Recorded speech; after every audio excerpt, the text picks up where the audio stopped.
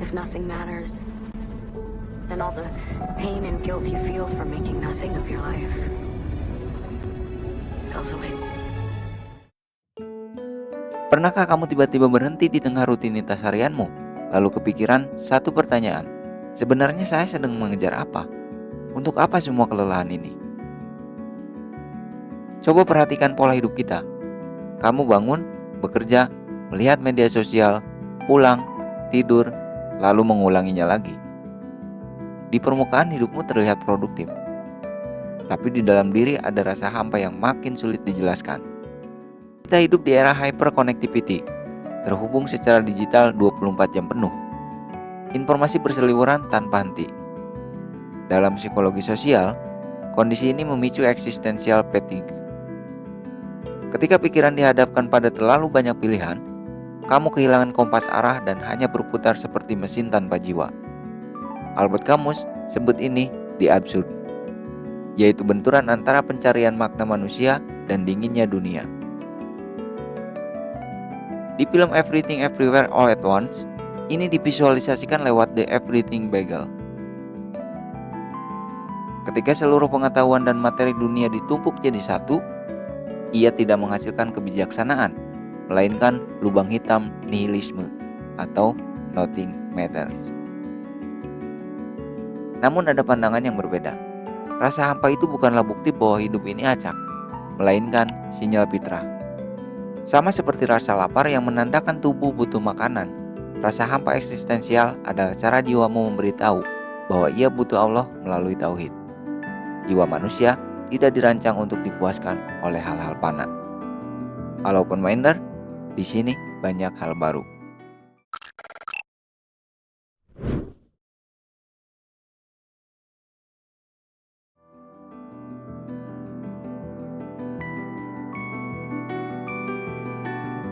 Sekarang kita membedah bagaimana masyarakat modern kehilangan pijakan transendentalnya. Modernitas menjanjikan kenyamanan materi, namun ada harga mahal yang dibayar, yaitu hilangnya nilai-nilai sakral dalam kehidupan sehari-hari. Nabi Muhammad SAW sudah menjelaskan kondisi ini dalam hadis sahih. Celakalah hamba dinar, celakalah hamba dirham. Kata hamba di sini adalah siapa saja yang menjadikan materi sebagai pusat orientasi hidupnya. Ketika materi jadi pusat, jiwa akan terus merasa kurang dan terjebak kelelahan abadi. Solusi barat sekuler adalah subjective meaning. Kamu disuruh menciptakan sendiri makna hidupmu. Seperti yang sudah dijelaskan di video sebelumnya, Viktor Frankl percaya manusia bisa bertahan dan memberi makna pada penderitaan. Tapi Camus menyanggah, jika makna itu hanya ciptaan pikiran manusia yang fana, maka makna tersebut sama rapuhnya dengan dunia ini. I'm here to tell you, every rejection, every disappointment has led you here. Don't let anything distract you from it. Do you think this is funny? Simbol googly eyes dalam film Everything Everywhere All at Once adalah coping absurdisme modern. Tetap bersikap konyol dan tersenyum di tengah dunia yang dianggap tidak punya arti. Ini adalah usaha berpura-pura bahagia agar tidak gila menghadapi penderitaan. Namun, coping ini sangat rapuh. Mengajarkan kebaikan tanpa dasar tauhid sama seperti menyuruh seseorang berenang di lautan lepas tanpa kompas dan tanpa tepi pantai. Kebaikan itu indah, tapi tidak memiliki muara akhir yang pasti. Pendekatan sekuler selalu berhenti pada penanganan sementara. Di bab selanjutnya kita akan membedah bagaimana pemisahan agama dari kehidupan yang membuat pencarian makna manusia selalu berujung buntu.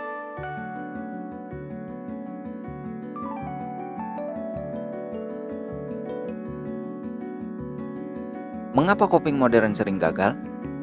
Jawabannya adalah karena sekularisme memisahkan agama dari kehidupan nyata. Ketika psikologi dipisahkan dari Tuhan, manusia hanya dilihat sebagai sekumpulan sel dan reaksi kimiawi.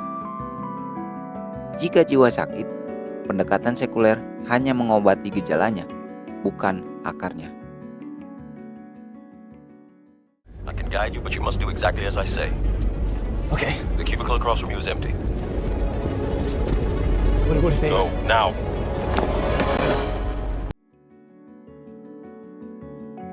Dalam Ihya Ulumuddin, Imam Al-Ghazali merumuskan, hati diciptakan untuk mengenal Allah. Jika ia disibukkan oleh selainnya, ia akan merasakan penderitaan yang tidak ada obatnya kecuali kembali kepadanya. Perut menuntut makanan, akal menuntut ilmu, dan hati menuntut Sang Pencipta. Jika kamu memberi makan hati dengan uang atau pujian manusia, hati akan tetap lapar. Kapasitas hati dirancang untuk hal yang abadi, sedangkan dunia ini sangat terbatas. Itulah mengapa coping sekuler hanya obat penenang sementara. Hati yang rindu pada Sang Pencipta tidak bisa dikelabui oleh mainan duniawi.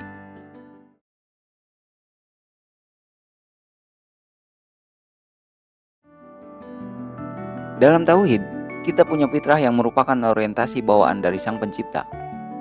Tujuan hidup tertulis terang dalam surat Az-Zariyat ayat 56, yaitu menyembah. Menyembah di sini adalah menjadikan seluruh tarikan napas dan kerja keras kita terhubung dengan Allah. Kamus melihat penderitaan seperti Sisyphus yang mendorong batu tanpa arti, tapi tauhid mengubahnya menjadi ibtila. Nabi Muhammad SAW bersabda bahwa setiap rasa lelah, cemas, dan sakit seorang muslim akan menjadi pembersih dosa. Hadis riwayat Bukhari dan Muslim. Dan ternyata kelelahanmu punya nilai di akhirat.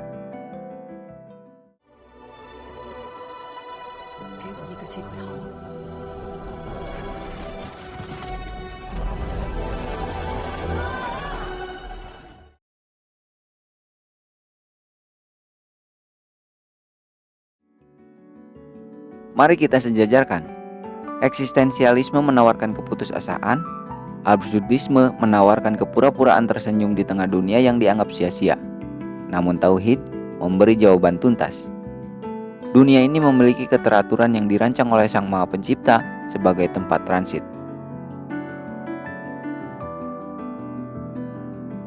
Ubah cara pandangmu. Ketenangan sejati diperoleh saat kamu menghubungkan realitas harianmu dengan Sang Pencipta. Seluruh pembahasan konten ini murni merupakan point of view dari saya pribadi. Saya sadar pengetahuan saya masih terbatas dan masih banyak referensi lain di luar sana. Jika ada poin yang kurang tepat atau kamu punya perspektif berbeda, silakan tulis di kolom komentar sebagai bahan diskusi. Bagi kamu yang ingin membaca esai lengkapnya, tautan unduhan sudah ada di kolom komentar. Terima kasih banyak sudah menyimak, sampai jumpa di pembahasan selanjutnya.